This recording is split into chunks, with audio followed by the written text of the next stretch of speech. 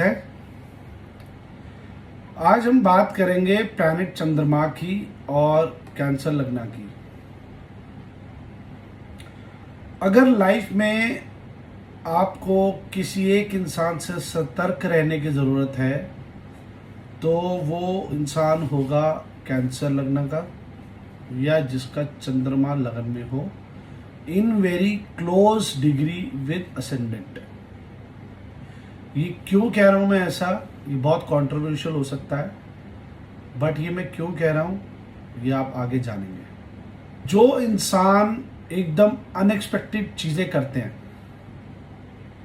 और फिर भी खुश रहते हैं या स्माइल करते रहेंगे, क्योंकि at the back of the mind उनको पता होता है कि वो क्या कर रहे हैं, बट दुनिया को उसका अंदाजा नहीं होता। होते हैं कैंसर लगने वाले इंसान, उनके दिमाग में क्या चल रहा होता है ये उनको भी नहीं पता होता। या ये कह सकते हैं कि जिनका लगन में चंद्रमा होता है वो इंसान भी कुछ हद तक ऐसे होते हैं, उनके दिमाग में क्या चले, कब चले, कैसे चले उनको नहीं पता होता। वो एकदम रिएक्टिव मोड में आ जाते हैं। शॉर्ट वर्ड में इनको कह सकते हैं the most psychic people on earth. मतलब इनकी सारी टेंडेंसीज जो होती है ना बहुत साइकिक होती है।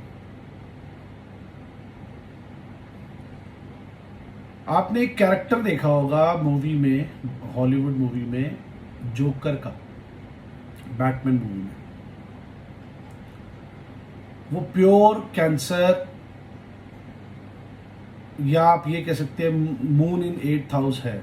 उसका जो मेन कैरेक्टर है वो एकदम साइकिक है और मून 8th हाउस से कनेक्टेड है। आपको एक्सप्लेन करूंगा मून 8th हाउस कैसे होगा, क्या क्या उसमें चीज़ें आती हैं।